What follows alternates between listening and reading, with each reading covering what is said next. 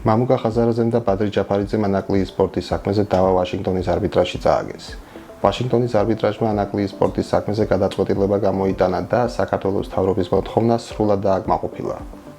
ამჯერად უკვე ვაშინგტონის არბიტრაჟის მიერ დადასტურდა, რომ ანაკლიის სპორტის პროექტის განხორციელებლობა მთლიანად მამუკა ხაზარაძის, ბადრი ჯაფარიძისა და მათი პარტნიორების პასუხისმგებლობაა და საქართველოს მთავრობის მხრიდან რაიმე ფორმით ხელშეშლას ადგილი არ ქონია.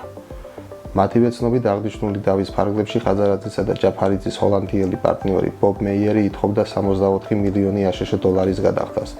თუმცა არბიტრაჟმა მისი ყველა მოთხოვნა უარყო და მას თავად დააკისრა საქართველოს მთავრობის სასარგებლოდ 6,5 მილიონი აშშ დოლარის გადახდის ვალდებულება. ცნობილია, რომ ზუსტად 1 წლის წინ ანაკლიის საქმეზე დავა ხაზარაძისა და ჯაფარიძის ანაკლიის კონსორციუმმა სახელმწიფოსთან პარიზის არბიტრაჟში წააგო, რომლის ფარგლებში სახელმწიფო ბიუჯეტიდან 1,5 მილიარდი აშშ დოლარის გადახდას ითხოვდნენ. პარიზის არბიტრაჟმა სრულად უარყო მომჩინების მოთხოვნები და პირიქით, მათ დაეკისრათ სახელმწიფო სასარგებლოდ 650,000 აშშ დოლარის გადახდის ვალდებულება.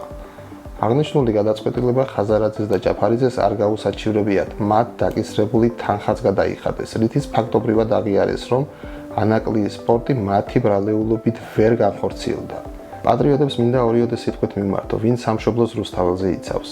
როგორ ფიქრობთ, არის თუ არა ქვეყნის მტერი ის ადამიანი, რომელიც ქვეყანას წელიწადში 600 მილიონი შემოსავლის პერსპექტივას უკარგავს? უბრალოდ დაფიქრდით, სად ეძებთ ქვეყნის მოღალატეებს. თქვენ კი არ დაგავიწყდით არხის გამოწერა.